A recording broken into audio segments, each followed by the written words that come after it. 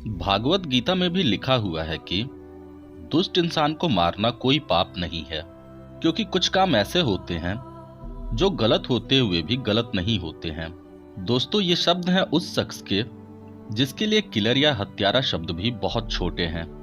सबसे क्रूर serial killer Chandrakant झांकी। दोस्तों, एक तरफ तो ये अपने वकील से गीता का ज्ञान बांट रहा था और दूसरी तरफ उसने अपने 40 वर्ष की उम्र में 40 लोगों का बेरहमी से कत्ल भी किया था।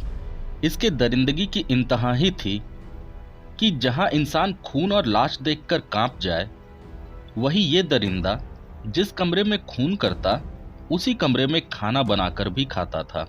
और सिर्फ इतना ही नहीं, खून करने के बाद सबूत मिटाने के बजाय ये सारे सबूत पुलिस के सामने रख देता था और पुलिस को खुली चुनौती देता था कि मुझे पकड़ सको तो पकड़ लो।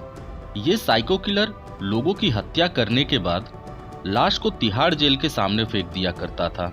कमाल की बात तो ये है कि इन सब के बावजूद पुलिस 9 साल तक इस हत्यारे को नहीं पकड़ सकी और जिस दिन ये पकड़ा गया, इसके चेहरे पे डर और परेशानी के कोई हाव भाव नहीं थे। इस कहानी की शुरुआत होती है सन 1998 में, जब दिल्ली के आदर्श नगर में लोगों को एक सर कटी लाश मिली। इस तरह की लाश को देखकर वहां के लोग सदमे में आ गए थे और मर्डर के इस तरीके को देखकर पुलिस भी हैरान थी। पुलिस के द्वारा की गई तहकीकात के आधार पर कुछ लोगों को गिरफ्तार भी किया गया, जिसमें चंद्रकांत झा को प्राइम सस्पेक्ट के तौर पर कोर्ट में पेश भी किया गया। लेकिन पुलिस मरने वाले की लाश की शिनाख्त नहीं कर पा रही थी, इसलिए कोर्ट ने अपने फैसले में कहा कि चूंकि मरने वाले की शिनाख्त नहीं हो सकी है, इसलिए मारने की वजह और चंद्रकांत का मरने वाले से कोई कनेक्शन साबित करना जल्दीबाजी होगी। इसलिए कोर्ट ने इस मामले की जांच के अग्रिम आदेश देकर चंद्रकांत को बरी कर दिया।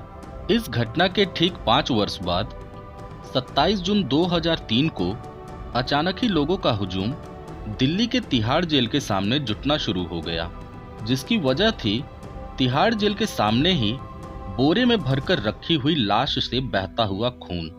पुलिस ने जब बोरे को खोला तो सबकी आंखें फटी की फटी रह गईं, क्योंकि बोरे में फिर से एक अनजान शख्स की सर कटी हुई लाश रखी हुई थी। हैरानी की बात यह थी कि तिहाड़ जेल के सामने जहां 24x7 पुलिस की चौकसी रहती है, वहां पे लाश छोड़कर जाना किसी मामूली किलर का काम नहीं हो सकता था। पुलिस ने इस घटना की जांच शुरू कर दी, पर हाथ कुछ भी नहीं आ रहा था। तभी 20 नवंबर 2003 को एक बार फिर दिल्ली के अलीपुर इलाके में पुलिस को एक और सरकटी लाश मिली, जिससे इतना तो तय हो गया था कि ये सारे खून एक ही पेशेवर हत्यारे ने किए हैं, जिसके दिलो दिमाग में ना तो कोई डर है, ना ही किसी तरह का कोई रहम।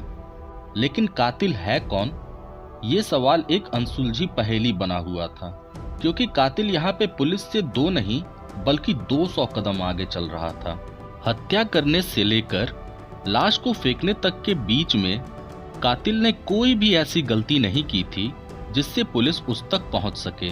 हत्या की सफलता और पुलिस की नाकामयाबी से उस हत्यारे का मनोबल इतना बढ़ गया था कि चौथी हत्या कर लाश को मंगोलपुरी इलाके के कूड़ेदान में फेंकने के बाद 5वीं और 6वीं लाश 20 अक्टूबर 2006 और 7वीं लाश 25 अप्रैल 2007 को तिहाड़ जेल के सामने फेंक देता है। लेकिन 5वीं हत्या के दौरान कुछ ऐसा हुआ था जो पहले कभी नहीं हुआ था। 30 अक्टूबर 2006 को तिहाड़ जेल में एक गुमनाम कॉल आती है और बताया जाता है कि तिहाड़ जेल के गेट नंबर 3 के आगे एक लाश रखी हुई है। इतना सुनते ही पुलिस वालों के पैर के नीचे की जमीन सरक गई। किलर ने पुलिस को ये इशारा किया था कि वो अपने खून करने के काम में कितना एक्सपर्ट है और किस तरह से पुलिस अपना काम सही ढंग से नहीं कर रही है। अब ये पूरा मामला पुलिस के लिए शर्म का विषय बन गया था, क्योंकि शहर में उनके बीच एक ऐसा साइको किलर घूम रहा था जो न सिर्फ लोगों की हत्या कर रहा था, बल्कि लाशों को हाई सिक्योरिटी जोन में भी फेंक रहा था। 7वें मर्डर के बाद भी ये सिलसिला नहीं रुका और 23 दिन बाद फिर से एक लाश उसी ढंग से तिहाड़ के सामने पाई गई। और पुलिस के लिए ये केस अब हत्यारे को सजा दिलाने से ज्यादा अपनी शाख बचाने का हो गया था। किलर इतने सारे खून कर आजाद घूम रहा था।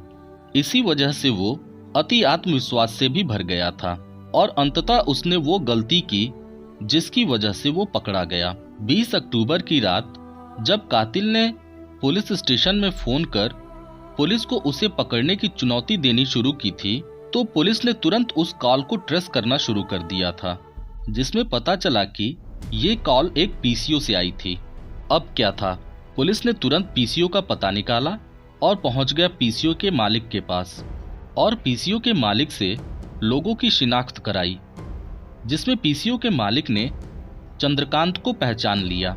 लेकिन सिर्फ कॉल के आधार पर चंद्रकांत को हत्यारा साबित नहीं किया जा सकता था, इसलिए पुलिस ने चंद्रकांत की राइटिंग को उस लेटर से मिलाया जो उन्हें लाश के साथ मिली थी। अब पूरा मामला एकदम साफ हो चुका था और लंबे ट्रायल के बाद चंद्रकांत को इन सभी हत्याओं का दोषी करार दिया गया। इसके बाद चंद्रकांत को फांसी की सजा सुनाई गई। जेल में ही चंद्रकांत ने बताया कि उसने शुरू के 2 खून सिर्फ इसलिए किए, अगर वो उन दोनों लोगों को न मारता तो वे दोनों लोग चंद्रकांत को मार देते। लेकिन इसके बाद चंद्रकांत को इसमें मजा आने लगा। उसने अपने एक मित्र का खून तो सिर्फ इसलिए कर दिया था क्योंकि उसके मित्र ने खाना खाने के बाद बर्तन को धोने से इनकार कर दिया था। लोगों को तड़पते हुए मरता देखने में चंद्रकांत को मजा आने लगा था। दिल्ली पुलिस की फाइल में आज भी चंद्रकांत को अब तक का सबसे सनकी और निर्मम हत्यारा बताया गया है। तो दोस्तों, ये थी हमारी आज की वीडियो।